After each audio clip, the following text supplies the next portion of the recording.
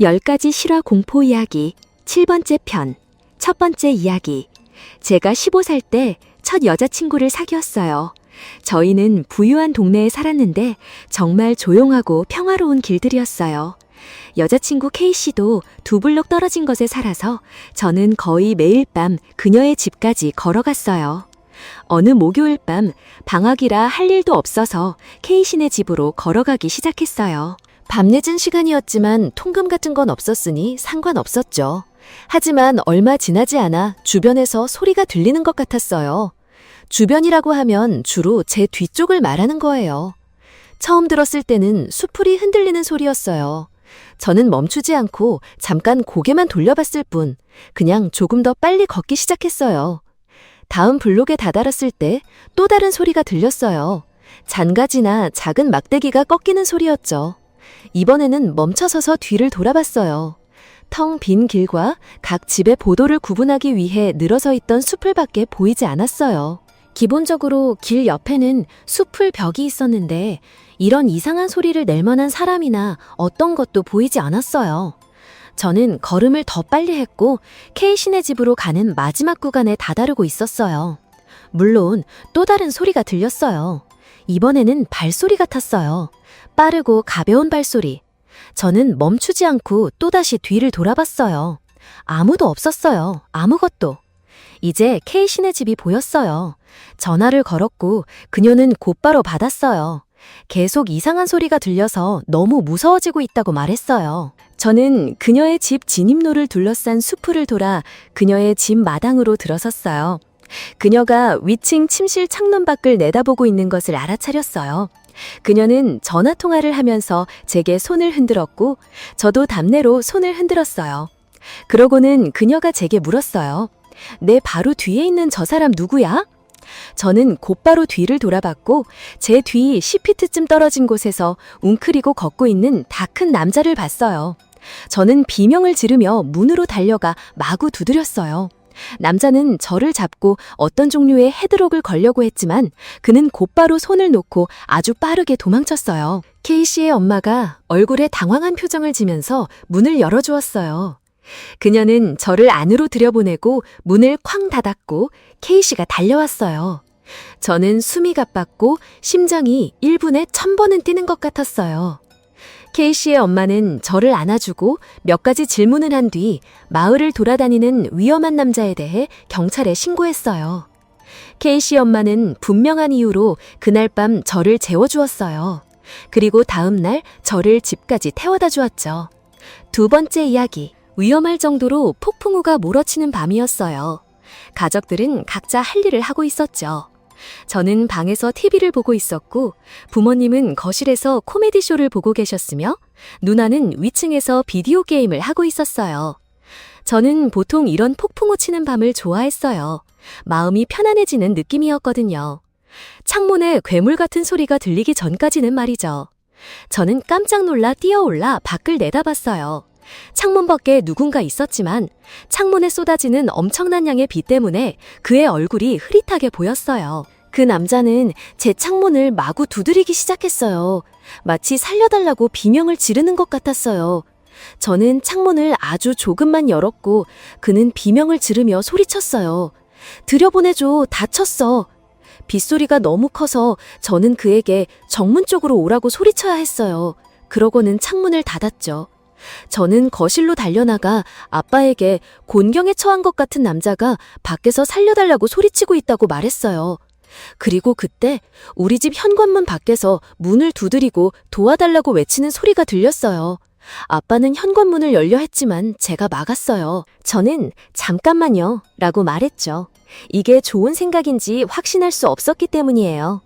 그때 전화가 울렸고 TV에는 옆집 이웃의 발신자 아이디가 표시되었어요. 아빠는 전화를 받으러 달려갔어요.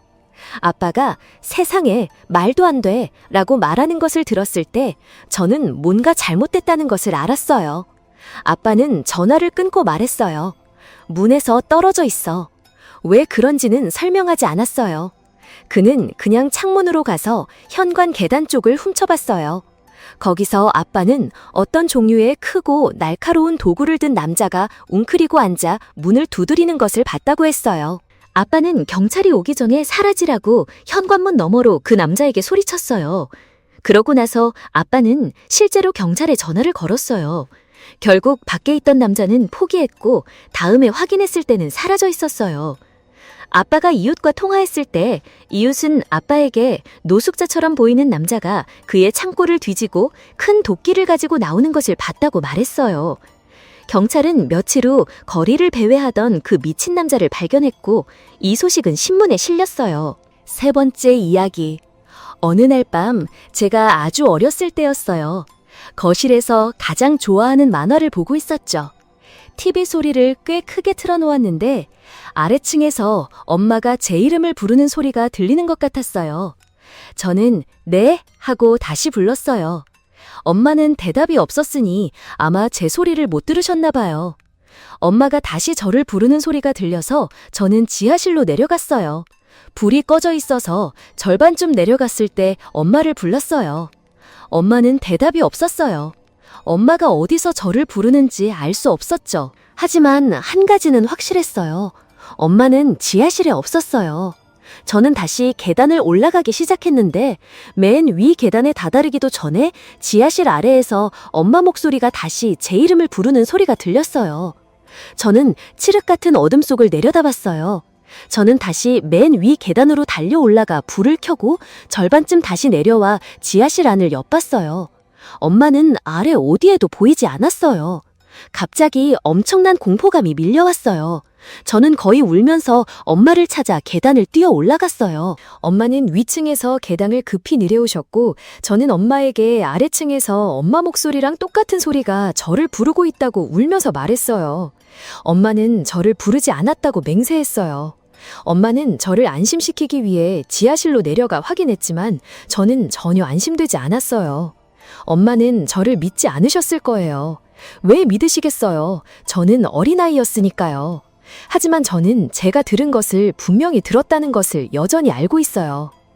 네 번째 이야기. 저는 14살까지 캘리포니아에서 자랐어요. 저희 동네는 그리 좋지 않았는데 특히 크립스 갱단이 거주하는 지역으로 알려져 있었기 때문이에요. 혹시 모르실까봐 말씀드리자면 크립스는 로스앤젤레스에서 가장 큰 거리 갱단 중 하나예요. 제가 항상 스티비 D라고 부르던 가장 친한 친구는 두 집 건너에 살았어요. 물론 다른 친구들도 있었지만 주로 그와 제가 단둘이 어울려 놀았죠. 보통 자전거를 타고 동네를 돌아다니거나 비디오 게임을 하면서 그냥 평범한 아이들처럼 지냈어요. 12살 때 어느 날 밤 동네를 자전거로 돌아다니다가 잘 알려진 버려진 집에 가보기로 했어요. 그 집은 여러 해 동안 비어 있었는데 어떤 이유에서인지 아무도 사지 않았거든요. 자전거를 타고 집 앞으로 갔을 때 스티비가 창문을 가리키며 봐봐 라고 말했어요. 저는 자전거를 창문 쪽으로 조금 더 가까이 밀어붙이고 시선을 집중했어요. 창문 밖으로 누군가 엿보고 있는 것이 보였어요. 우리를 보고 있는지 아닌지는 알 수 없었지만 커튼 사이로 분명히 사람의 얼굴이 있었어요. 수년 동안 주인이 없던 곳이라는 점을 감안하면 정말 이상했죠. 우리는 조금 더 가까이 다가갔어요. 사실 텅 빈 진입로로 들어섰죠. 더 가까이 다가가자 그건 할로윈 장식이나 가짜 머리 같은 것으로 보였어요. 이건 누군가가 그곳에 놓기 위해 집에 몰래 들어왔다는 뜻이었죠. 스티비 D와 저는 예전부터 장난기 많은 아리들이었기에 어떻게든 뒷문으로 몰래 들어가 그곳을 둘러볼 아이디어를 떠올렸어요. 우리는 자전거를 집 옆 무성한 숲을 뒤에 숨기고 마당으로 몰래 들어갔어요. 놀랍게도 뒷문은 이미 잠겨있지 않았어요. 하지만 생각해보니 누가 이미 침입해서 그 가짜 머리를 놓았을 거라고 생각하면 그렇게 놀랄 일도 아니었죠. 우리는 집 안으로 들어섰지만 불을 켜서 우리가 집에 있다는 사실을 노출하고 싶지 않았어요. 안은 어두웠지만 칠흑같이 어둡지는 않아서 집안을 돌아다닐 수 있었어요. 우리는 창문에 있는 그 가짜 머리 같은 것을 확인하고 싶었기 때문에 먼저 거실로 갔어요. 그런데 그 방에서는 정말 심한 냄새가 났어요. 저는 창틀에 있는 머리를 집어들었다가 곧바로 떨어뜨리고 비명을 질렀어요. 놀랍게도 무거워서 떨어뜨린 게 아니었어요. 진짜 살갗 같은 느낌이 들었기 때문이었죠. 바닥에 떨어진 머리 밑에서 검은 액체가 쏟아져 나오는 것을 봤어요. 피였어요. 진짜 사람 머리였어요. 우리 위 천장에는 2개의 균열이 있었어요. 스티비와 저는 입을 떡 벌리고 서로를 쳐다봤어요.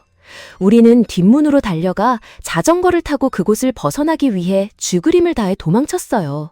얼마 지나지 않아 우리 주변 사람들은 그 머리가 크립스 갱단의 희생자 중 한 명의 것이며 갱단이 일종의 메시지로 그곳에 머리를 놓았다는 것을 알게 되었어요.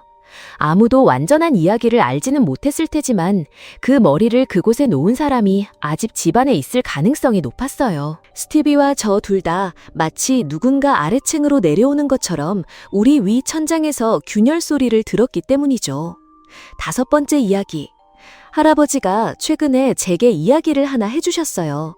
그분이 반려견을 산책시켰던 어느 밤에 대한 이야기였죠.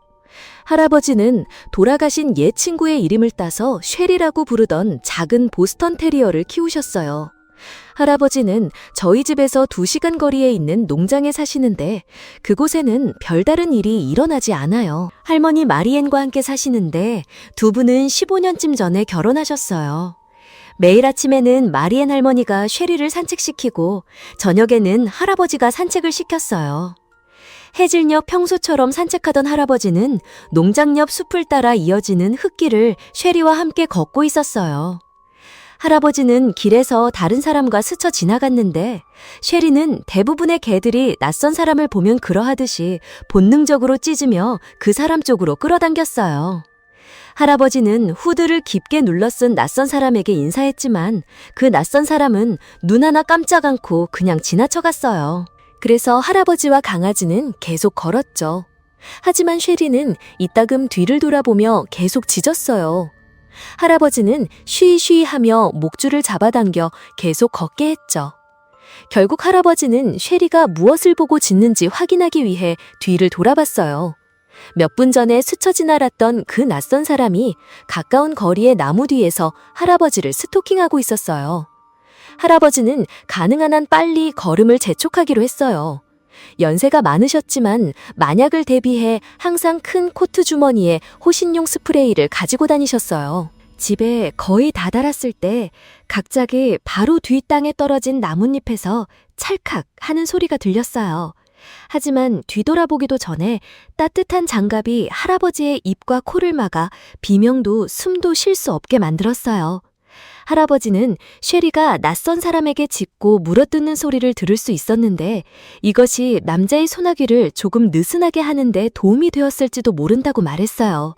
할아버지는 주머니에서 호신용 스프레이를 꺼내려고 애썼지만 꺼내자마자 최소 10번은 뿌렸고 자신을 붙잡고 있던 남자가 손을 놓고 비명을 지르기 시작한 후에도 계속 뿌렸다고 말했어요. 할아버지는 집으로 도망치기 위해 거의 뛰다시피 했어요. 그분은 완전히 괜찮으셨어요. 6번째 이야기. 작년에 밤 9시쯤 어떤 남자가 우리 집 문을 두드렸어요. 그가 문을 두드리자 저는 엄마를 모시고 나갔고 엄마는 누가 왔는지 확인하러 나갔어요. 참고로 저희는 시골 지역에 살아서 이렇게 늦은 시간에 방문하는 것은 극히 드물고 이상한 일이에요. 그 남자는 엄마에게 사업을 시작할 것이라고 말했고 미국산 제품을 좋아하는지 물은 다음 클로락스 용기를 샘플로 건넸어요. 그는 자신의 미니밴으로 돌아가 문을 열고 어떤 진공청소기를 꺼내려고 했어요. 엄마는 그 안에 5명의 다른 남자들이 앉아 있는 것을 봤어요. 엄마는 제게 뛰어가서 전화를 가져오라고 했어요. 저희는 유선 전화가 없었거든요. 저는 전화를 찾을 수 없어서 칼을 들고 모퉁이에 서 있었어요.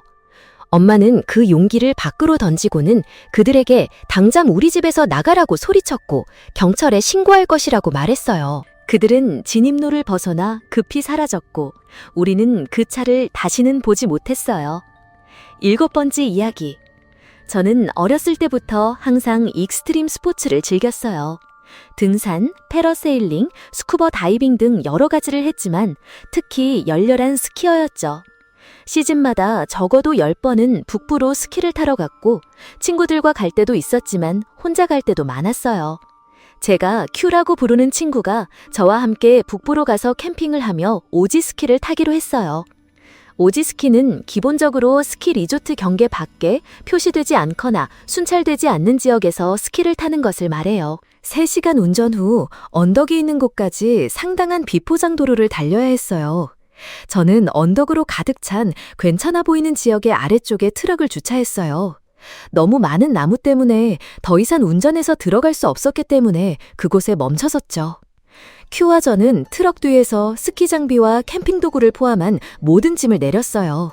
그리고 약 4분의 1마일을 걸어갔는데 짐을 다 들고 가는 것이 정말 엄청난 일이었어요. 우리는 완벽한 캠핑 장소를 찾았는데 오르막길 바로 아래 나무들 사이에 작은 공터였어요. 텐트를 설치하고 침낭과 장비 등을 내리는 것이 최우선이었죠. 그 모든 것을 마친 후 우리는 지역을 정찰하기 위해 언덕 위로 하이킹을 시작했어요. 우리는 꽤 많은 하이킹을 했고 스키도 많이 탔어요. 어느 순간 큐와 저는 더 큰 언덕을 스키로 내려오다가 서로를 잃어버렸어요. 저는 그가 아래쪽에서 저를 만나거나 결국 찾을 수 있을 거라고 생각했어요. 저는 워키토키를 확인해봤지만 그는 대답하지 않았고 그건 아마 그가 아직도 아래쪽으로 내려가고 있다는 뜻이었죠. 언덕 아래에서 스키를 신고 걷고 있을 때 저는 누군가와 마주쳤어요. 다른 스키어랬죠. 그는 스키 마스크 아래로 매우 친근하게 들렸는데 저에게 가장 좋은 언덕이 어디냐고 묻고 우리가 캠핑을 하는지 등을 물었어요. 그는 스키를 오렌지색 배낭에 끈으로 묶어놓았어요. 저는 방금 스키를 타고 내려온 언덕을 가리키고 우리가 캠프를 설치한 방향도 가리켰어요. 그는 자신과 아내가 다른 사람들 근처에 캠핑할 좋은 장소를 찾고 있다면서 제 캠핑장으로 안내해 줄 수 있는지 물었어요. 그렇게까지 먼 길을 다시 돌아가고 싶지는 않았지만 저는 착한 사마리아인이 되어 이 남자와 그의 아내를 도와야 한다고 느꼈어요. 저는 다시 워키토키를 꺼내 큐에게 잠시 캠핑장으로 돌아갈 거라고 말했어요. 제 뒤에 있던 남자를 안내하기 시작했을 때 갑자기 워키토키 다른 쪽에서 잡음이 들리기 시작했어요. 누군가 아마 큐가 제게 발을 걸려 하는 것 같았지만 연결 상태가 형편없었어요. 그때는 어쩔 수 없었고 나중에 이 언덕으로 다시 돌아오는 수밖에 없었죠. 캠핑장에 도착하기까지 꽤 많은 하이킹과 남자와의 짧은 대화가 이어졌어요.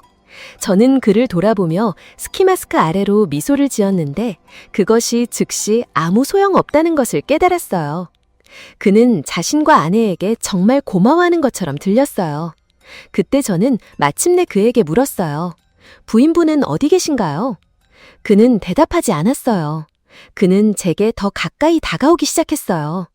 처음에는 아무렇지도 않게 생각했지만 왠지 모르게 그의 스키와 배낭이 저를 확 스쳤어요. 그것들은 큐의 것이었어요. 찰나의 순간 저는 이 사람이 큐인가? 나를 놀리는 건가? 하고 생각했어요. 하지만 그럴 리 없었어요. 목소리가 큐와는 너무 달랐거든요. 그 남자는 이미 제게 불과 몇 피트밖에 떨어져 있지 않았고 위협적인 태도로 더 빠르게 다가오고 있었어요. 저는 당황해서 텐트 안으로 뛰어들어 가방 속에서 조명탄총을 찾기 시작했어요. 남자가 텐트 밖으로 튀어나와 있던 제 다리를 잡았고 그때 저는 다리에 날카롭고 강렬한 뒤엉킴을 느꼈어요.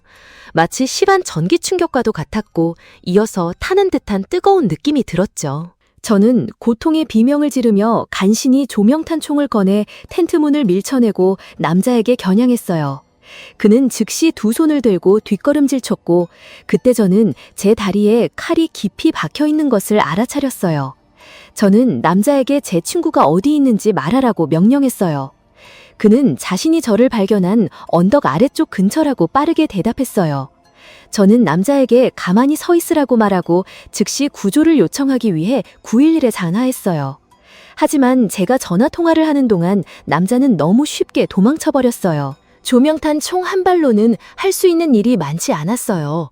피 흘리는 다리를 안고 추위 속에 영원히 기다리는 것 같았는데 마침내 안심이 되는 구조 헬리콥터 소리가 머리 위로 맴돌았고 저는 조명탄을 쏘아 올렸어요. 제가 실제로 헬리콥터에 의해 구조되었다는 것이 믿기지 않아요. 그 헬기 안에서 저는 언덕 한가운데 눈 속에 쓰러져 있던 친구를 찾는 데 도움을 주었어요.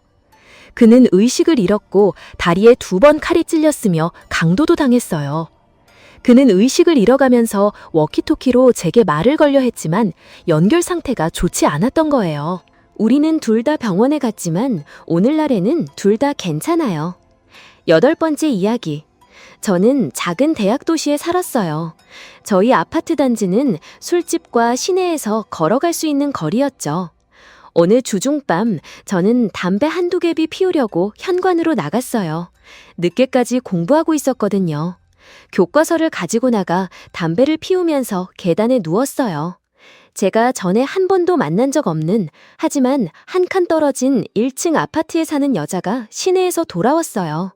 그녀는 혼자였고 걷는 모습만 봐도 술을 마셨다는 것을 알 수 있었죠. 그녀가 아파트 안으로 들어갔고 문을 채 닫기도 전에 어디선가 나타난 어떤 남자가 그녀의 문을 두드렸어요. 그녀가 문을 열었고 그 남자가 자신을 소개하는 것을 봤는데 새벽 2시 30분쯤인데 정말 이상했죠. 누가 그 시간에 모르는 여자의 아파트에 찾아오겠어요. 그래서 저는 밖에 머물면서 주의를 기울이기로 했어요. 그들은 결국 10분 넘게 대화했어요.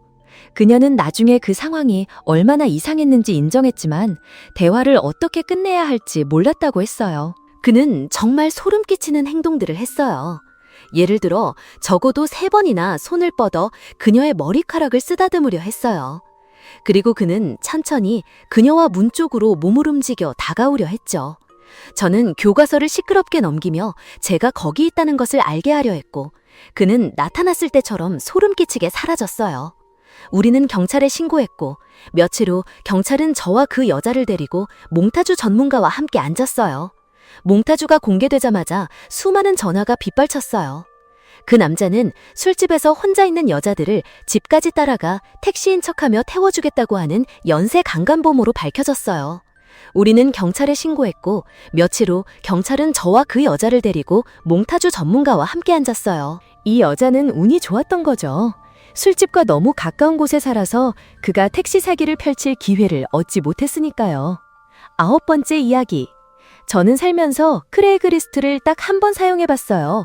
그런데 그 한 번의 경험이 제게 정말 불쾌한 기억을 남겼죠. 그 이유는 이래요. 어떤 남자가 제 룸메이트와 제가 사고 싶었던 탁구대 광고를 올렸어요. 그날 밤 제가 가지러 가기로 시간을 정했죠.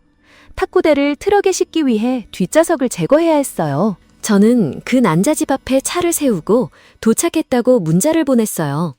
문이 열리는 것이 보여서 트럭에서 내려 현관까지 빠르게 걸어가 인사를 건넸어요.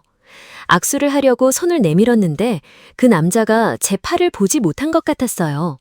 그래서 몇 초간의 어색함 끝에 저는 손을 다시 내렸어요. 그는 깊고 쉰 목소리로 자신을 따라 지하실로 내려오라고 했어요. 집 전체에서 특정한 독특한 냄새가 났어요. 딱히 나쁘거나 걱정스러운 냄새는 아니었고 그냥 솜털 같고 연기가 나는 듯한 냄새였죠. 우리는 지하실로 내려갔고 방 한가운데에 탁구대가 떡하니 놓여 있었어요. 갑자기 그가 "아차, 라켓을 찾아야겠네" 라고 말했어요. 그러고는 위층으로 다시 뛰어 올라가서 제게 거기서 기다리라고 했어요. 저는 라켓을 잘못 뒀거나 찾기 어려워하는 줄 알고 한참을 거기서 기다렸어요. 저는 지하실을 조금씩 뒤지며 사진 같은 것들을 보기 시작했어요. 이상했어요. 가구 위에 액자에 담긴 사진들이 있었는데 모두 가족은 없고 자기 혼자 찍은 사진들 뿐이었어요. 한 장은 적어도 개와 함께 찍은 사진이었지만 그게 다였죠. 한 10분쯤 지났는데도 저는 여전히 그곳에서 기다려야 했어요. 그래서 저는 더 탐색하기 시작했어요. 지하실 뒤편에 세탁실 겸 창고가 있었는데 왠지 모르게 그곳을 살펴보게 됐어요.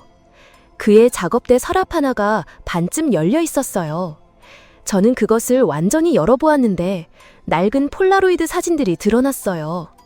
그런데 이 사진들은 끔찍하고 충격적이었어요. 모두 의자에 묶여 입이 테이프로 가려진 어떤 여자아이를 찍은 사진들이었죠. 사진 옆에는 노란색 파일들이 줄지어 쌓여 있었어요. A부터 Z까지 라벨이 붙어 있었죠. 저는 파일들을 열어 안에 무엇이 있는지 볼 용기가 없었어요. 휴대폰을 꺼내 서랍안 내용물을 사진 찍고 즉시 친구들에게 보내려고 했어요. 하지만 그 지하실에서는 통신이 전혀 되지 않았어요. 이제는 정말 가야 할 때였죠. 저는 계단 맨 위 문으로 달려갔지만 악몽은 더 심해졌어요. 문이 잠겨 있다는 것을 알게 된 거예요. 제가 문손잡이를 돌리려 하자마자 문 반대편에서 그 남자의 깊고 거친 목소리가 들렸어요. 그는 문이 실수로 잠겼다며 미안하다고 말하고 열쇠를 빨리 찾아오겠다고 했어요. 저는 아무 말도 하지 않았어요. 저는 열쇠 구멍을 자세히 살펴보고 다시 계단을 내려가 남자의 작업대로 달려가 다양한 크기의 드라이버 3개를 집어들고 문 열쇠 구멍에 하나씩 시도해봤어요. 가장 작은 드라이버가 직사각형 모양의 열쇠 구멍에 겨우 맞아 문을 잠그고 열 수 있을 만큼 돌릴 수 있었어요. 저는 멈춰서서 주위를 둘러보지 않았어요. 그저 문 밖으로 뛰쳐나가 차에 탔어요. 뒤도 돌아보지 않고 곧장 가장 가까운 경찰서로 운전해 갔어요. 그들에게 사진들을 보여주고 주소를 알려주고 사진이 어디에 있는지 말해주었더니 그것만으로도 조사를 시작하기에 충분했어요. 며칠 후 저는 모든 정보를 얻게 되었어요. 그 남자는 딥웹에서 아동 포르노 거래에 가담하고 있었고 그게 그의 생계 수단이었던 것 같았어요.